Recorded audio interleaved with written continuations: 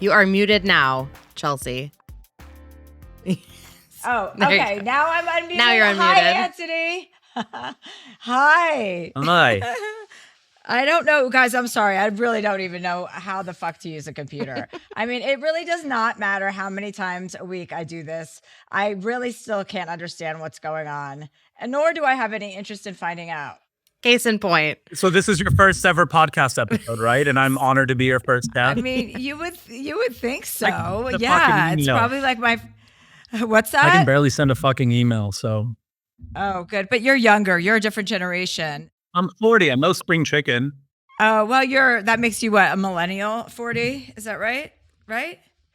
Congratulations on your new show, by the way. It's so sweet. You know, I love that shit. I love when you can have you can go travel and have a really beautiful situation and then also talk to people there about the culture and make that actually palatable for people who don't give a shit about other people's culture. It's a way for them to, no pun intended, swallow it. No? Totally. My therapist always says she can attribute 99.9% of the world's problems to a lack of embracing of diversity. And we're afraid of what we don't understand. And that's how we end up, I'm saying collective we, but them. That's how you end up judging people and stereotypes and all that kind of stuff. And when you get to know an individual and you get to know even just the history of addiction, of what influenced it and all that kind of stuff, it just makes it less scary and sorry for the comparison, but more palatable, you know? Yeah. Well, it's also I was reading something or listening to something, who knows what I was doing. And they were talking about, the idea that the color of your skin or the way that you look makes you different. That whole, someone had to build that notion because it's so fucking stupid. It's like imagining opening up a box of crayons and having one color. And just want to ask, it's the ADD kicking in. I see beautiful snow-covered trees. Where are you? I'm in Whistler, Canada. Fuck yeah. I love it so much. I lived there for 4 months. You did? Well, in Why? Vancouver. My sister was running a bunch of stores called Aritzia and opened up. Oh my God. Yeah. They give me stuff all the time. Last year I came in and they were like, we want to give you free jackets. I was like, that's amazing. Go ahead. I have a line called TNA that my sister called tits and ass. Where's your accent from? My accent, I'm Canadian originally. I'm from Montreal. And my family's Polish. You have Polish ancestry. Do I? Mm-hmm. Apparently. How do you know that? When we were casting the really big web of dream people, I'm just gonna throw it out there. Me and my sister, 40% of our identity is you. We fucking adore you, and you're just so fucking funny. She's losing her shit. This is the coolest thing I've ever done in her eyes, more than all fucking seasons of Queer Eye. So she's just really excited about this. Oh, that's really cute. I love it. But we did initial research, and just by Googling, we found out that you supposedly have some Polish heritage. Well, I definitely have some Eastern European in there, so I'm sure that at one point everything was Poland, wasn't it? So I'm sure it was Poland. But I love that I'm 40% of your personality. That really makes me prideful. I love that kind of stuff. So when you were doing these, I always find it whenever I have to travel for work, I always find it it's such a great idea. And then you do it and you're working instead of actually traveling. And I would always be I have to come back to this place when I'm not working. We went to we went to Moscow. Cool. And that's one place I actually don't have to go back to. But when we were there, I was it would be such a different experience if we weren't filming. I mean, the point of going is to film, but then you want an extra 2 days to vacation. I mean, what I do is typically I try to get somewhere at least a few days earlier. First of all, jet lag, because it just wipes me off my ass and I have to What do you take for jet lag? Do you take Nuvigil? Nuvigil's a good pill for jet lag if you can get a prescription for it. No, my dad's a physician and so is my stepmom, so I'll get it. I love the pharmaceuticals. Yeah. It's like Adderall, but smooth. It doesn't make you jumpy, and it makes you, if you have jet lag and you have to go somewhere, that feeling is almost, it feels insurmountable. Oh, I go cross-eyed, and I try to stay a few days afterwards. Just kind of take it into because it's when the hell am I going to end up in Borneo again? You know what I mean? So what's your situation? Are you gay, straight, fluid? Are you all of the above? So I mean, my past few relationships have been with guys. I still consider myself attracted to women. I've had a lot of relationships with women. And I don't know. It's if you had to put me in a box, I think it would be fluid, I guess. Fluid. I mean, who isn't really fluid when you really think about it? I think everybody's a little bit something, it's a spectrum, just like everything else. I mean, like, how could you say no to Zoe Kravitz, you know? Right. Of Yeah. course. Of course. Obviously, there are exceptions to every rule, even if there are no rules. What's your family situation? Do you have a brother? No, so I wish. In elementary school, I used to lie that my mom was pregnant and I was gonna have a brother, and they would come back from parent-teacher conference and be like, "You need to stop fucking telling everyone that I'm pregnant because it's super awkward. Like, I'm having a kid. I'm all premenopausal." Yeah, I used to lie all the time at school. I have 2 older sisters, raised in a very matriarchal household. Parents are Yeah. Polish. Everyone was born in Poland, or my father in Brussels because his family fled there after the war. I was the first one born in Canada. Oh, Wow. okay. Yeah. Yeah. I lied to my teachers all the time too, by the way. Anytime there was an opportunity for a lie, I would lie to them just because I thought they were kind of insulting to my intelligence, I'm like, they were going to tell me what to do. Like I couldn't square it. So it's like But you get to know the real me. yeah, but also you get caught for it, and then it's super embarrassing because they're like, you're not going to be in the Private Benjamin movie. You're not Goldie Hawn's daughter. You're actually psychopath. And you're like, oh, maybe I am a little bit of a psychopath. Okay, so you know what goes on here, right? Like we're going to give advice to people, and they're going to call in, and they're going to want your full attention. Yeah. So you better get ready for it. I love to see. I started watching the Awkwafina episode, and seemed like she was going to start crying, and I was like, oh, I would love to see her that vulnerable. Yes. I feel like she mostly cries in the episode. There's like more tears Mostly? than Oh, not tears. Wow. Yes. Wow. Well, we haven't seen that side of Awkwafina. That's pretty cool. That was by far the most emotional episode. I mean, I like snot cried. It was embarrassing, but there were a few scenes where like she had to actually take care of me. So with Nora, she hadn't been back to South Korea since her mother passed away when she was 4 years old. Oh, wow. Her mother had this really rare illness that she developed as a result of her pregnancy. And they basically told her she had a few months left to live, and she decided, fuck Western medicine, I'm going to lean into Eastern practices. And she lived until Nora was 4. And the dish that kind of like brought it all together, we were sitting with this woman who had a PhD in fermentation, who like supposedly, according to herself, cured herself of breast cancer using Eastern practices, was making this soup with this broth and this rehydrated kelp and these pieces of beef. And Nora smelled it as we were doing it, and she like got really emotional and started getting shaky. And she was like, wait, I remember this scent from when I was 4 years old. And then we learned that this is something in mythology. The Koreans used to look at whales giving birth and they were depleted of iron, and they would eat kelp to make themselves feel better, because food truly is medicine in their culture. Like fermentation is UNESCO protected.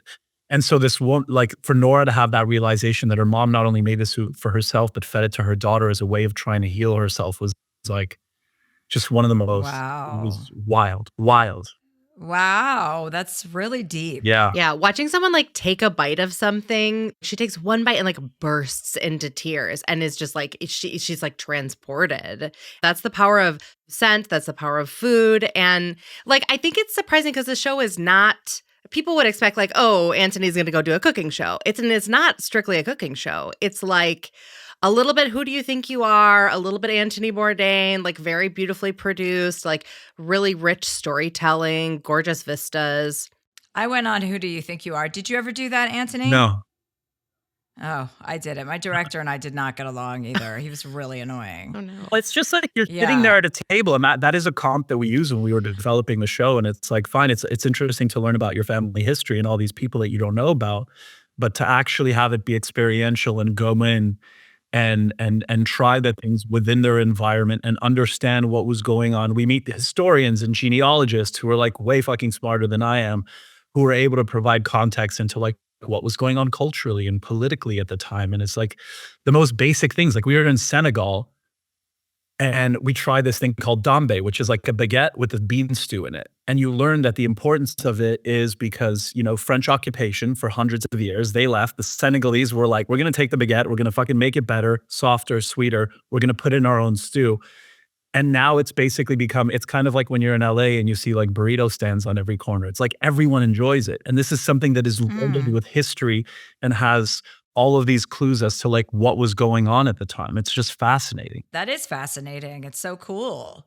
Yeah. It's so cool to be passionate about it. It is very Anthony Bourdain. Mm. We need that. Are you hoping to fill his shoes? I mean, obviously you don't want to fill his shoes, but you do want to fill his I mean, shoes. look, I read his books, so I was obsessed with him growing up. I certainly don't want to be derivative. It is something that comes to mind. I think where he really excelled was using food as that vehicle to tell those personal stories for people to understand what was going on in the Middle East and all these other places in the world where it was like, it's about the food, but it's not really about the food. It's everything that's kind of tied around it.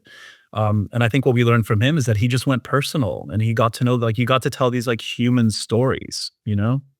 Yeah. What is your least favorite food that you've experienced so far? You have to be honest. Yeah, now. in Borneo, it didn't make it to the final cut, but I tried durian. Are you familiar? The No. stinky fruit, right? Smells like a rotting chicken carcass, like old fruit situation. But one of our camera ops described it as an overly ripe camembert with really sharp garlic. Oh. It's intense and funky. I'll put almost anything in my mouth. It's one of those things that like I tried it. Yes. I don't need to go Yes. back there again. It was a lot of funk. What is going on in Borneo exactly? So with that was the Henry Golding episode, and his mother is his father's British, ex-military. His mother is Iban, traditional, like an indigenous tribe in Sarawak, and they lived in these longhouses where like 40 to 60 families have their own living quarters, and then the other half of the longhouse, it's literally a longhouse in the middle of the jungle, and it's these communal spaces where they like teach each other to like cut bamboo and put the rice in and put it on the fire so that it becomes really like nice and sticky. And it's just with Henry, it was tricky because he knew so much about his family history, but we actually uncovered that he had literal headhunters in his family line, and he had multiples of them, and he had like a witch. And just kind of like learning about the spiritual practice and like the spiritual significance of headhunting when they would literally bring back these heads to their tribe. He remembered when he was a kid, he would take his long I was like, what kind of headhunter are we talking Not about? for a I'm like, job. not the one I'm thinking of. Correct. No, not our agents, but he remembers being a kid and he was like, I actually remember seeing like human skulls on like shelves. So to kind of like learn the context of the whole thing is just, I mean, it's a whole other world. I tried things like torch ginger. Ate wild ferns, which were freaking delicious, and wild eggplant. And it's like everything that they have there. It was like such a balance of I've never felt like I was more out in the wild, like in the literal middle of nowhere in nature and just away from civilization. But at the same time, this very human thing of like the sense of community. I've never experienced it more strongly than I did being with those people for a week. Wow, that's so cool. I felt like Indiana Jones. All right, let's not get carried away. Were you did you bring a lover with you, or were you on your own with your crew? Like, did you bring a plus one? I was on my own with the crew. Yeah, it's nice to do that on your own, especially with a crew, because it's like, it's like camp. It's a small crew, like Queer Eye. Yeah. We're a shit ton of people, and we're in the US where you have trailers and everything. There, you don't have any of that when you're in northern Italy with Justin Theroux, or in Borneo. It's like you're waiting in a car, you know? So you don't have a significant other in your dating life right now, or are you just kind of dating?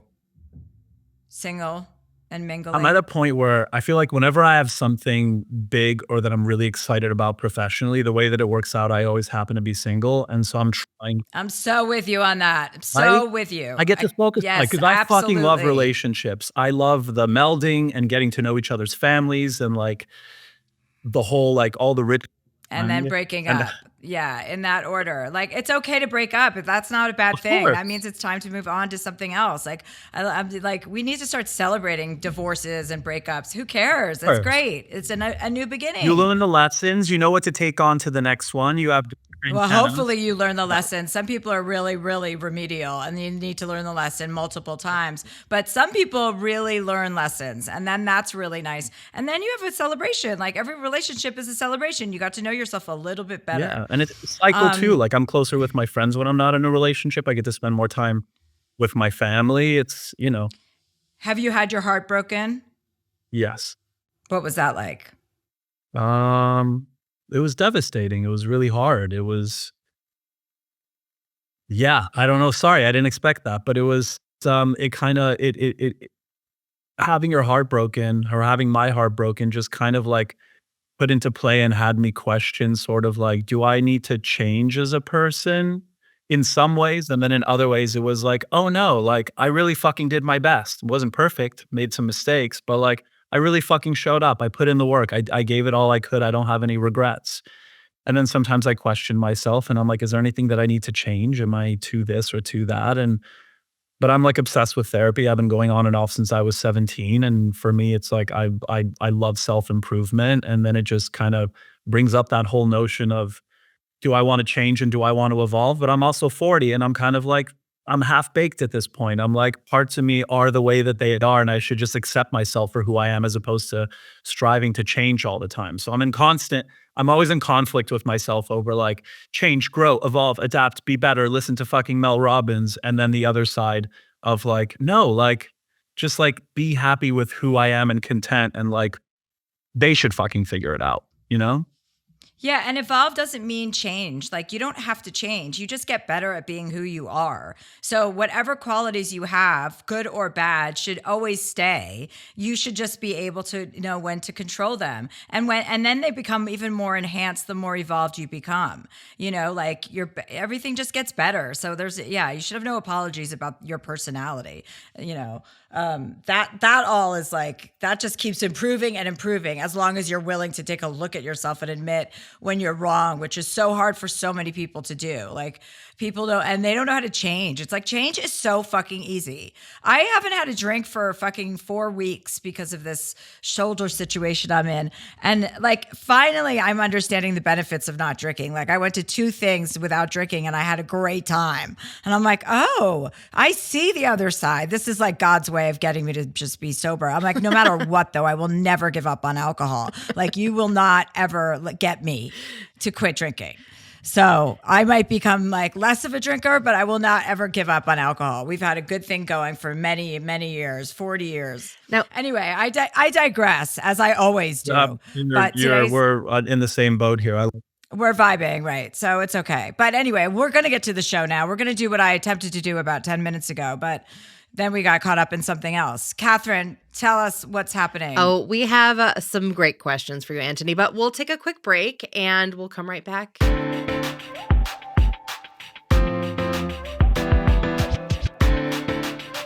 And we're back with Antoni Porowski. Yes. I have a husband who is a lover of Queer Eye, and I was like watching some of the episodes of your new show on my computer, just like in the same room as him. And he goes, is that Antoni? So he recognized your voice. I was like, it is actually. Did you ask him who his favorite member of the Fab Five is? Of course. And he said Antoni. Good. Would have been awesome. Yes. You're my favorite so far, but I don't know if I know every single one of them. Well, we had Bobby Burke on the show. We had Bobby Burke I didn't and know Karamo him either. Right, I didn't know him. Yes. And then there's the haven't salt had pepper. JVN, and we haven't had Tan. And there's 10. Yeah, and our new friend Tan. And Jeremiah. Yeah. Okay, perfect. I'm going to take a break then. I'll be right back. Okay, and we've got Chelsea. She'll be back here. Oh, she's in momentarily. Whistler. I'm so jealous. Yeah. So, what were you doing living in Whistler? Well, not Whistler. I was in Vancouver, but we would go to Whistler on weekends with my sister. She was right off of Robson. Are you a ski bum? I am skiing since I was like 4 years old. Oh my gosh. Well, Canadian. That makes sense, I guess. Yeah. It's kind of mandatory. Yes. I am not a ski bum, but I'm a ski lodge bum. Like I like to be in the lodge with a cup of cocoa and a book under a cozy blanket. Like that's what I want. Yes. And maybe a poutine. I know that's really Canadian of me to say, but like, come on. Well, see, I grew up in Chicago and had a lot of Michigander friends, and they claim that poutine is from Michigan, which we all know that is a reach, but I'm sorry. They do love their poutine. Let us have Canada. Like Trump's trying to fucking make it part of the U.S. Like just let us have our own thing, leave us alone. Poutine is Canadian. Yeah, I'm with you on that.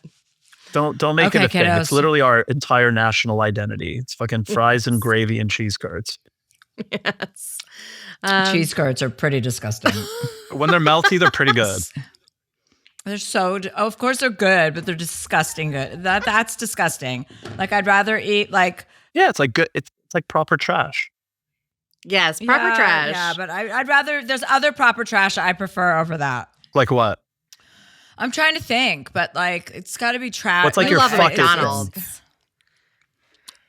Like a pig in a blanket. I fucking love that. Polo bar, pigs in blankets, perfect ratio of crust and the Crispy, like that leaf. What is it called? That phyllo dough. oh, you like the Yeah. phyllo. Phyllo dough.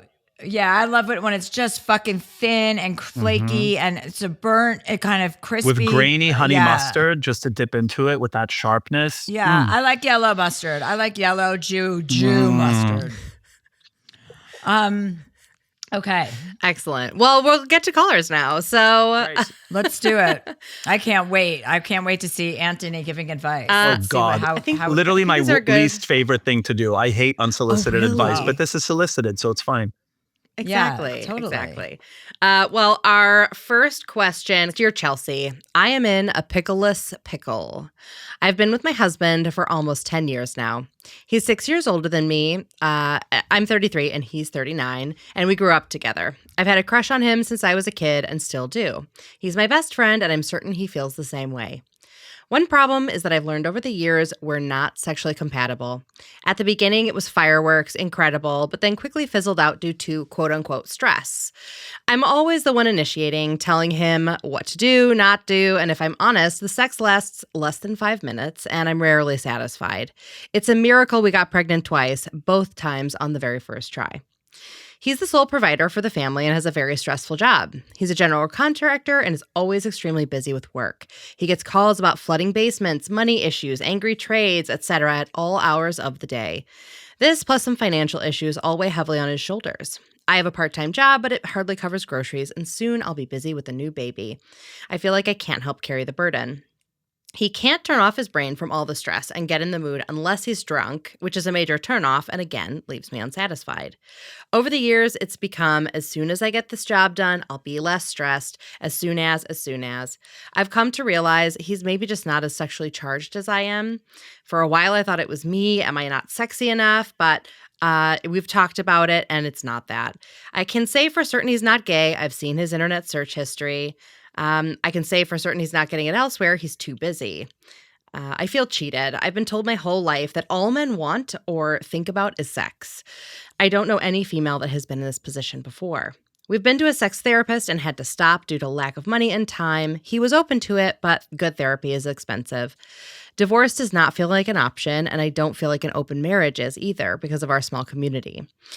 I have no answers, my friends have no answers, and he has no answers, which leaves me in a pickleless pickle. She was a little too shy to call in on this one, but she gave us a lot of information to work with. Yeah, so a lot of information to work with.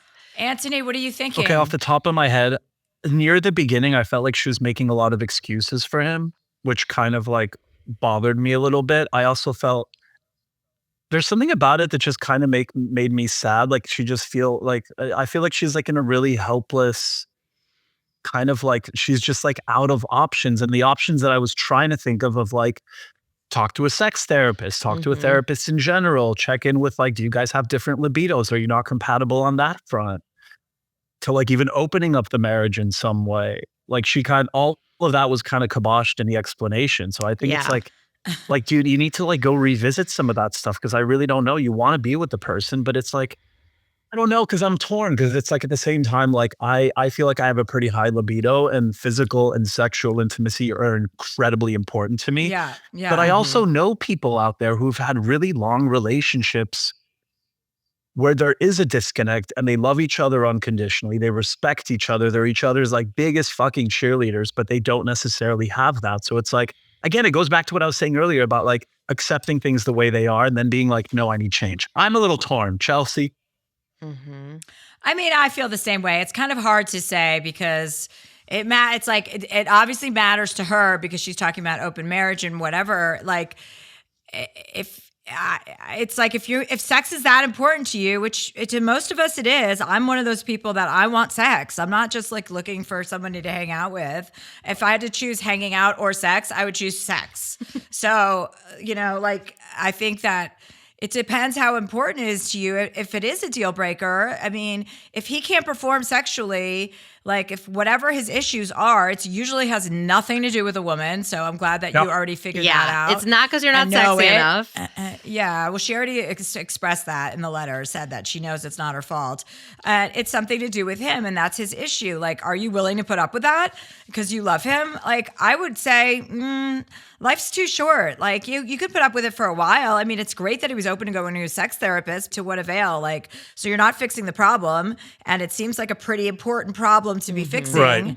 So I just think that, like, you've got to either go the extra distance and really exhaust all possibilities of finding out what the possible solutions are, and finding one that works for you. And if you don't, then what's your game plan? Like, are you going to hang out with him and be okay with that in some sort of like sexless relationship for the rest of your life? See, I feel like there is room for a third option here because a third person. There's definitely room for a third person to come in and fuck the shit out of her. There definitely is. But when we think about sex, as far as like this couple goes, we're thinking usually about like, she's thinking about penetrative sex. It lasts 5 minutes. She's not satisfied. And part of sex is like having that intimacy, having that closeness with someone. So maybe you can talk to him about like, hey, I really want to like improve our intimacy, improve our closeness. And like, let's take some time to not even think about like the penetrative part of sex. Because if he's not up for it, he's not up for it. But like, can he spend some time pleasuring you? Can you guys play with some toys? Like, so weird. It's so weird. Oh, by the way, I wanted to say one more thing too. Sorry, I know I'm being so interrupty today, but I'm just in that kind of mood. The other thing is a lot of women.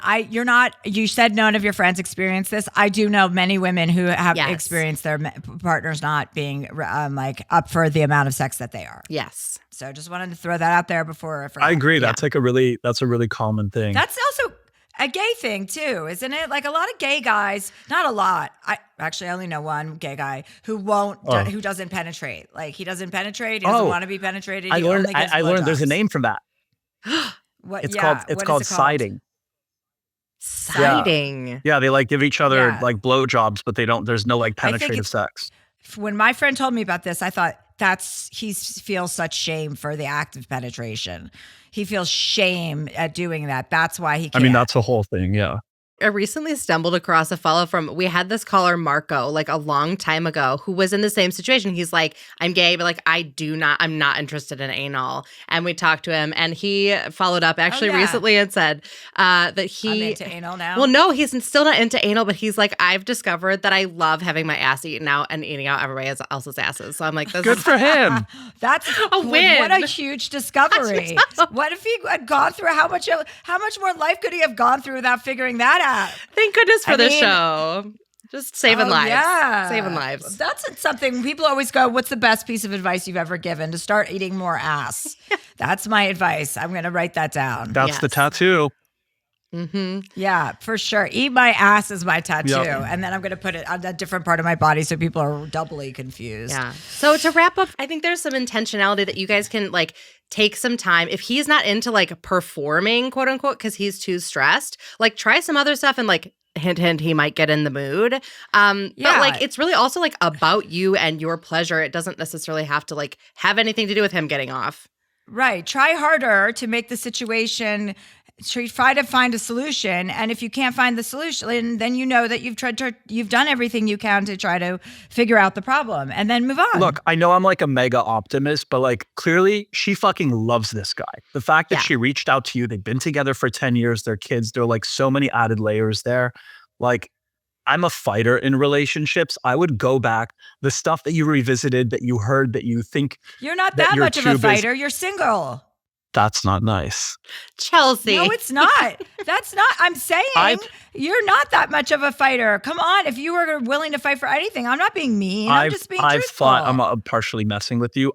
One thing about me, I fucking fight for relationships as much as I can till the very end, whether it's therapy, whatever it is. I'm just saying, sometimes things happen that are just like outside of your control and you just have to like deal with it and pick yourself up. I think I was thinking of fighting, like I'll do anything to do what it takes to like be in the relationship. I was interpreting it different. I am that person. I'm a fucking romantic through and through, heart on my sleeve. I'm such a lover. Falling in love is like What is it that? But falling in love, that's the best part. That's the best part. No one will dispute that.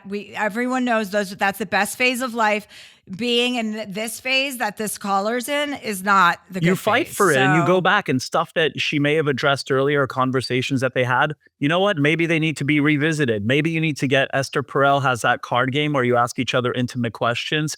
Is it like Ooh. wearing like some crazy fucking outfit, or like the crab walking naked towards him when he enters the room and going full sexual, or building the intimacy with like some kind of romance and getting to know each other intimately? Like, maybe they should use the intimacy coordinator from It Ends With Us. What about that woman? That maybe ended they super should well. use her.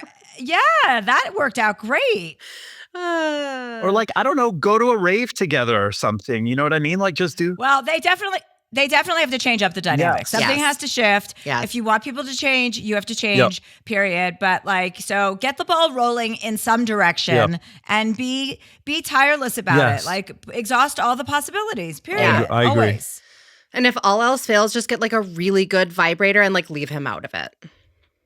End of list, in my opinion. Yeah, that's quick. That's quick. Yeah. So our next email comes from Laura. She is calling in, so we'll be chatting with her. Laura says, "Dear Chelsea, I have a sticky situation with my newish boyfriend, and I'm hoping to get your perspective on it. My boyfriend lives with a girl who he has been friends with for a few years, and they've slept together twice in the past. They're in the same friend group, and he claims it happened when they were both drunk and lonely. To be fair, we were friends at the time. We met at work and were friends first before dating, and he told me what was going on, and I was dating other people at the time. He told me he's been into me since we first met and patiently waited for me to break up with my then boyfriend. It really hurts me and makes me sad picturing her with him, even though it was before I was in the picture and he's been upfront about the information. I hate how much this weighs on me, and I always feel sad knowing he's at home with her when we're not spending the night together. I hate that I'm jealous and losing my zen when I'm ordinarily a confident person. I'm mad at him for inflicting this situation on our relationship. Yesterday, he had the audacity to ask me if I wanted to go out dancing this weekend with her and some of her friends. I said absolutely not.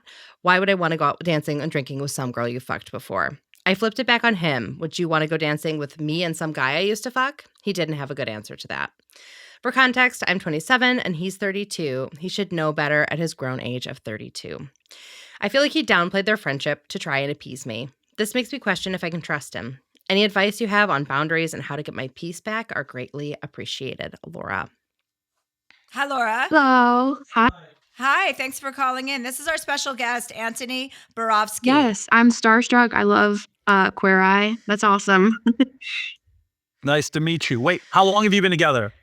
So we've been dating since November last year. So what is that? It's like 4 months-ish? 4 months. Yeah, Oh, this is new. it is. Yeah. Well, that's easy. That makes things a little bit easier. You know, I don't think anyone should be judged on having an ex, like, you know, a past or anything, but you're in a perfect spot, I think, to kind of like conduct yourself in a really cool way. Like, you can go to him, be really honest about your feelings. It doesn't have to be an argument or disputatious in any way, and be like, hey, you know, you told me about this, you know, your roommate. He lives with her, right? Yeah. You told me about your roommate. Like, you told me you had sex with her a couple times. It's kind of bothering me. I mean, I don't want to be crazy and tell you like to move out or anything, but then you asked me to go dancing with her. That kind of gave me the ick. Like, you're kind of giving me signals that there might be something more here, and that, I don't know, if we continue to date, am I going to have to deal with this woman in the background? Like, I think this is a perfect opportunity to have really one of those honest, upfront conversations before you're head over heels, like marrying this guy or deeply, madly in love. 4 months is still new enough to get over quickly. Like, and I think he'll show his true colors. Like, you don't want to go dancing with some roommate that he's fucked, that he's still living with. That's not an ideal situation for someone. So if he really cares about you, have you guys exchanged I love yous yet? Yeah, we're pretty in love.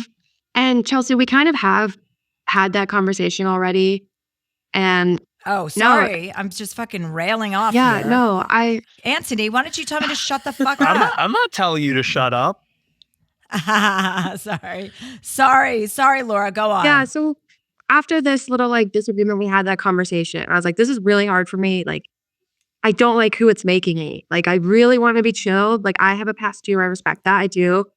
But this is so hard to deal with. So I was like, we need to set some boundaries or something to like feel better. And like what we came up with is he can't hang out with her one-on-one, which he lives with her. So like he's hanging out with her when they're at home. Like, I don't expect him to just start being rude to her. And well, I mean, I actually would like that, but I'm not going to ask that. Yeah, he starts coming home and he's a total fucking asshole. That's funny. Yeah. And he's allowed to hang out with her in groups, but like I want to know about it. And that's kind of where we're at. But I'm still just like struggling with it at night when we're not together. And I know like I'm losing my chill and I hate it. I hear you. Was he sympathetic to the idea of you being upset by this? Yes. And he's like looking to buy. So that's why he likes living with her, because it's a month-to-month lease. So he can move out really easily when he does find the place he wants to buy. And he's like actively working on it for sure. Okay. So that's nice. Okay, that's good. Okay, these are all good things. And this is going to be my advice. And I'm just telling you, I think this is perfect time for you to put your foot down and go, you know what? I've been thinking about this a lot lately. And I don't think I'm going to be comfortable until you've moved out of that apartment. Like, now that I have serious feelings about you, I don't want to cut you off. Like, I want us to continue talking, but like, I really need to know that you're going to move out and not just giving me lip service, because it's starting to fuck with me a little bit. And I'm looking at our relationship as like a possible fun future. Like, we're going to be together for some time, and I don't want to have this be part of it. I like that there's kind of like a compliment sandwich going on here where it's sort of like, hey, I fucking love you. I think that there's potential here. That said, like, there's a massive roadblock. I'm really struggling and I need your help. For everything that I'm kind of gathering from you and what Catherine kind of mentioned about like the backstory of it all is that you've been very communicative of it. And one thing that I've learned in relationships and through therapy is that sometimes I think that they're like, I get obsessed with the idea of resolution, that there has to be like this tangible thing that kind of happens. And I know that it's not perfect. And I recognize that it's like painful. And you're like, in a lot of like agita, Yiddish term that my therapist Carol taught me. I love it. The fact that you're able to have like those open lines of communication, even just addressing it without giving an ultimatum or backing him into a corner or whatever it is, makes it a safe space for him to be able to have a conversation, to take in what your feelings and like the stuff that you're dealing with, and vice versa. But I feel like, yeah, like presenting it as sort of starting with like the good and then going to like, I'm really struggling with this and like I could use your help, not telling him specifically like get your ass out of the house or kick her out, or imposing like some kind of like severe like restrictions or like or hard rules that are just going to be hard to abide by. Does that make sense? Yeah, it does. Yeah, I have been very focused on like trying to resolve this. And yeah, there's no resolution until he moves out. So it's hard. We added a little context when you and I chatted earlier. Tell us the timeline. So this was like a while ago that they slept together, right? So when we had our fight, he was like getting confused about the dates. I can be pretty intense. And I think he got a little like flustered. Like I was like questioning him a little too hard. So here's the real timeline. Okay. So we started dating last November. He moved in with her last August and they slept together last September. So I'm like, that's fresh. Okay. So like 2 months before you guys got together. How did he reveal this to you? So I was friends with him, like, because we're coworkers before, and he told me about it, like just kind of casually because we were becoming good friends. He was like, yeah, I slept with my roommate. What do you think about that? And I was like, that's a bit messy, but okay. So I always knew that when I started developing feelings for him. Chelsea, I'm actually kind of surprised about your advice here. Like, you know, I don't know. I thought that your advice would be more along the lines of like, you know, that it's okay, he's moving out, like, you know, putting Laura at ease. And I just think that's very interesting. Well, I love surprising you. That's one of my I love when you big surprise joys me. in life. And joys in life. But like, I don't know. I think there's something like, it's just an interesting start to a relationship. So you would want to pay attention to it. And you're correct. It is messy. Yeah. Yeah. And it doesn't have to be messier. You could be clean about it. You know what I mean? Yeah. That's what I'm saying. Like you say this and you're not breaking up with him. You're just kind of saying like, I'm not cool. These are my standards. They have to be met. So if you really care, go fucking meet them. Would you like participate in like a cooling off period while he's looking for a house? If, you know, What do you mean by He's not going to cooling want off? that. yeah. Like if he's looking for a house actively, he's going to want to be like, okay, Yeah. come with me, look at the house, da da da da. Yeah. And then I would be like, okay, it's clearly happening. Yeah. But not until like he's actually taking active steps, that you've seen some of the houses and he's doing anything he can to make sure that you feel safe. And Yeah, Laura, he- I feel like you'll know if he's doing those. Like he's gonna want to tell you like, oh yeah, like I had an appointment at a place and like this place is interesting and I didn't like it because it didn't have X, Y, and Z. But you know what I mean? Like I feel like he's gonna include you in the narrative because it seems like you guys communicate pretty well. Yeah, and like last weekend we looked at a house together. Like we communicate great. Like I love everything about him except for this. For those nights that you are apart and like he is with, quote unquote, with her at their apartment, I'd say like remember that he's into you, like harness your inner zen, and like remember that like you're the person that he cares about. He stopped sleeping with her before you guys started, hooking up or getting together, before you guys got together. And like you're the one he's into. And like rest easy in that, I think. But also play the role that you just said Yes. you have played in your life, which is you're not like that. Like, so remind yourself of the queen that you are in the moments that you don't feel like it. Remember, yeah, I am that Yes. way. This is a circumstantial. This is making me feel this way. These are not logical thoughts. Period. Yep. And like there will be a new season very soon when he's got his own place. Right. Yeah, Yeah. totally. Yeah. Won't matter then. All right, Laura. Best of luck and keep us posted, okay? Okay. Thank you, everyone. It was so nice to meet you. Thank you. Nice to meet you. Thanks. Okay, awesome. Bye. Okay. That was my favorite kind of call. Yeah. Ever. I know. I She's- love that kind of interpersonal relationships, boundaries. Like I'm down with all of it. There's so love much it. to unpack with it, though. I feel like I'm going to be thinking about it hours from now, being like, oh shit, I should have said that. You know what I mean?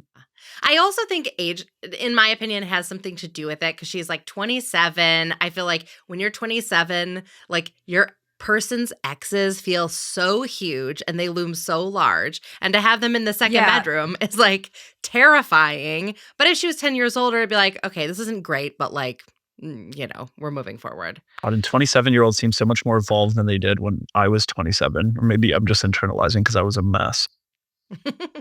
Should we take a quick break and then come back for our last caller? Let's take a break and we'll come back and do our last Perfect. one. Okay, so we're going to take a break with Antoni Porowski and then we're coming back.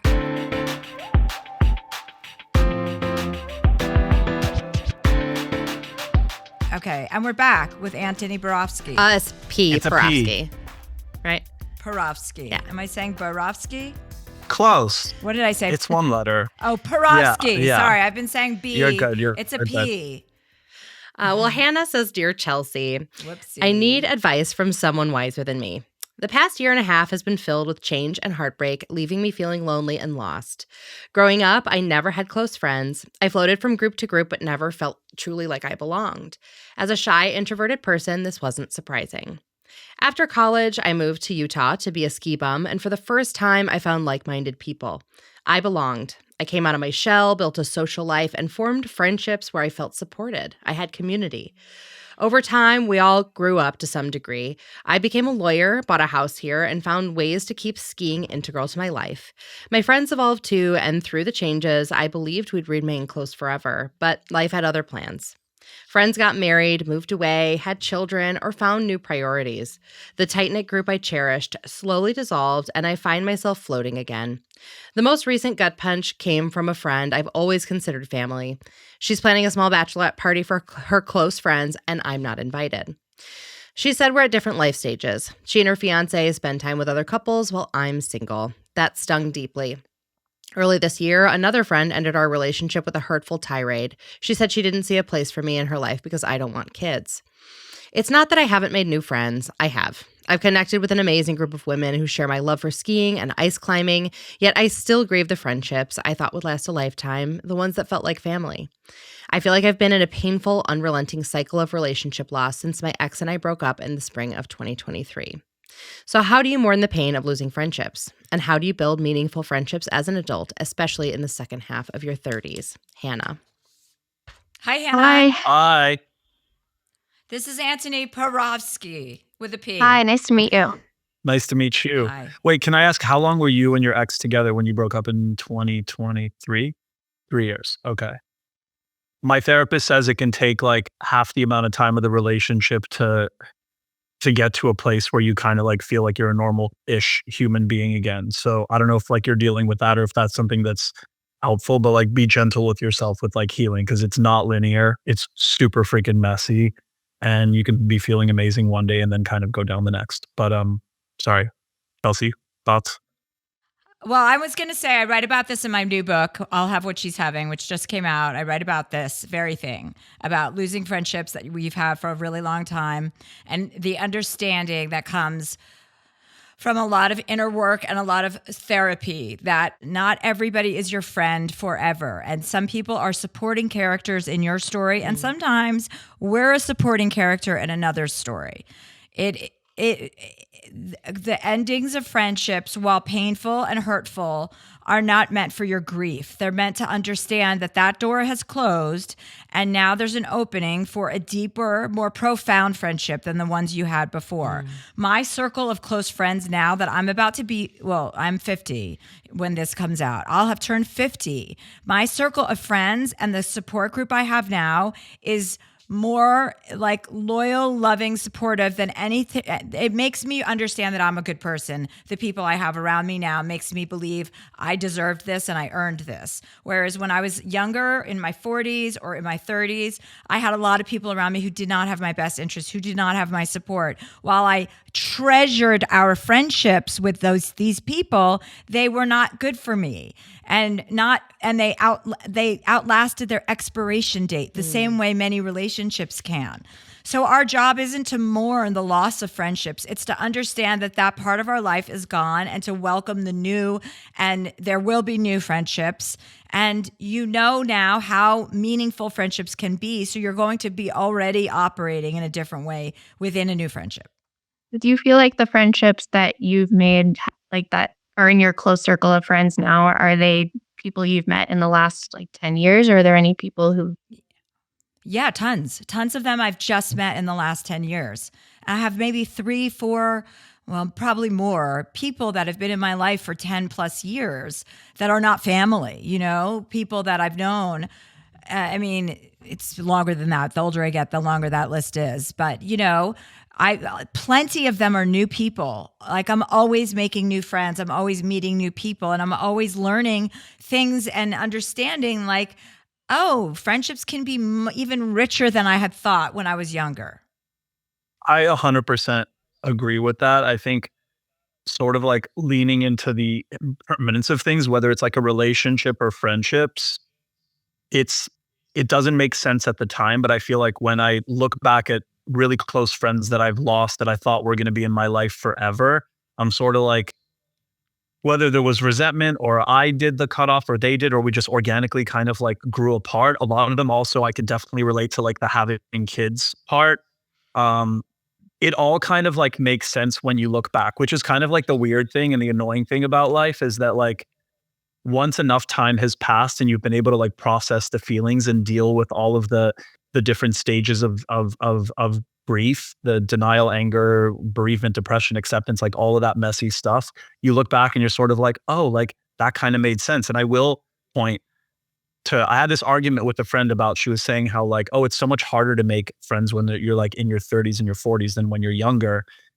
It's not that it's harder. I think that it can become more challenging if you're working on yourself because your antennas are up for what you're going to tolerate and what you're not going to tolerate. But some of my most close, I refer to it as my board of directors. It's like the people that I go to when I really need advice, where I need to be like right size, who I like really trust. They're going to tell me the truth. I wouldn't be scared of like not meeting those people at where you're at in life right now, because like one of my closest friends, Leah, we were like casual acquaintances. And then in the past year and a half, we have become inseparable. Part of it was trauma bonding, but like we've gotten really close. So I think just like be open to the possibility of like that it's just dynamic and there's impermanence and things end. And it's like it's that whole like that dumb line about, well, it's not that dumb because I think it makes sense. It's like people are in your life for like a reason, a season, or a lifetime, or whatever it is. Yeah. I do really believe that. Yeah. Does any of this help you? Yeah, no, this is helpful. hearing it back is helpful. Yeah. Don't spend time thinking about the past and relationships that are no longer there. It's just kind of a wasted regret, and it's an old habit. Just focus on the now and the possibilities of the future, and being grateful for everyone in your life that you do like and all the new people. Just show a lot of gratitude and it'll keep showing up for you.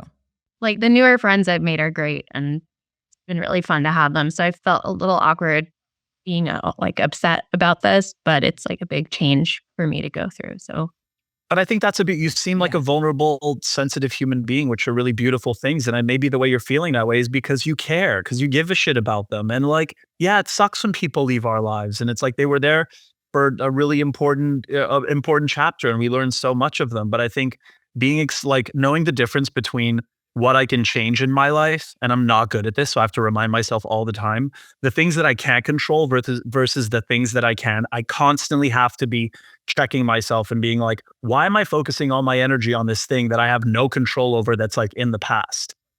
As opposed to like, I can focus to Chelsea's point about gratitude or like spend time on the wonderful people who are in your life. You know what I mean? Like I've had that situation with family cutoffs where people completely cut each other off.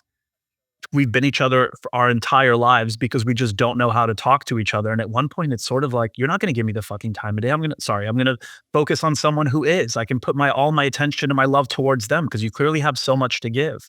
Sorry, I know that sounded really queer-eye, but I mean that. I don't know. You just seem like a really sweet girl. So the friend who didn't invite me to the bachelorette party, she texted me last week and asked if I would still do the flowers for her wedding. So do I do it? Oh, the plot Say that part thickens. again. Friend who told me I'm not a close friend and not invited to her bachelorette texted me to ask if I would still do the flowers for her wedding. And they're like a beautiful Venus flytrap. Like, is she going to hire you to do her flowers? Because Yeah. that's a very expensive proposition. No, it was something I had offered to do way back. Just say, when I got disinvited from, whatever the bachelorette weekend, I just assumed that you didn't want me to make the flowers, so I haven't planned on doing that. Right? Why would you do that? Are you going for to the her? wedding as well? I'm invited. Yeah. Yeah. Do you want to go? Feel like it might be more awkward if I don't. I don't know. Trust your gut though. Sit in it for a moment. Like wait until the RSVP is due and like think about it, because it's like you've got to take care of yourself too. And if she made you feel that way, I don't like that. No, that's nasty. It sounds like the friendship is on her terms. I don't want you in this, but like I want you to do that. Like I don't like that. I don't like to exist in a space like that. Yeah, and I don't like that you being taken advantage of in that way. Like, say you were to show up with those flowers, what does that say about you? That you don't Someone who's close have enough. any dignity? Yeah, someone who's close enough to do flowers for your wedding at no cost is someone who should be invited to the close friends, quote unquote, bachelorette party. Yeah. Yeah, maybe write that and just say, so I'm assuming you don't expect me that. Since I'm not invited to the thing, I'm assuming you don't want me to, right. Right. Or In what that you said order. before about like, so I wasn't planning on. I love that language. I think that's great language. Also, playing the tape forward, I can't imagine you would enjoy the process with all of the weight around this of planning flowers for her. That feels like a personal, intimate thing. It's almost like you have no backbone if you do that. And it's not about ego. It's just about like, you're treating me like shit.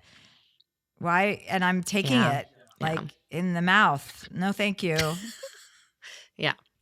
And also, that's like, please, like, have some sort of positive affirmation that you do in the morning, like reminding yourself that you're a powerful woman, and you have the ability to not allow people to push you around, and that you're valuable and your friendship is valuable. Keep saying that to yourself. Thank you, Mom. All I right. appreciate it. Thanks, Yeah, Hannah. and Thank start, you. Yeah. Okay. And start believing it too, please. Thank you. Yeah. Class is dismissed. Thank you guys. First of all, Antoni, what a fun. You're my favorite Queer Eye so far. Stop. Out of the two Which that I've part? met, you're No, my I'm kidding. favorite.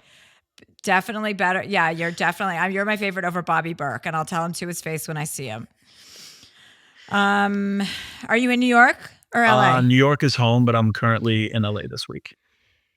Oh, Great. okay. And Um, Antoni, where can people find No Taste Like Home? So Yeah. glad you asked. It's going to be on linear on Nat Geo on February 23rd, and then Disney Plus and Hulu on the 24th.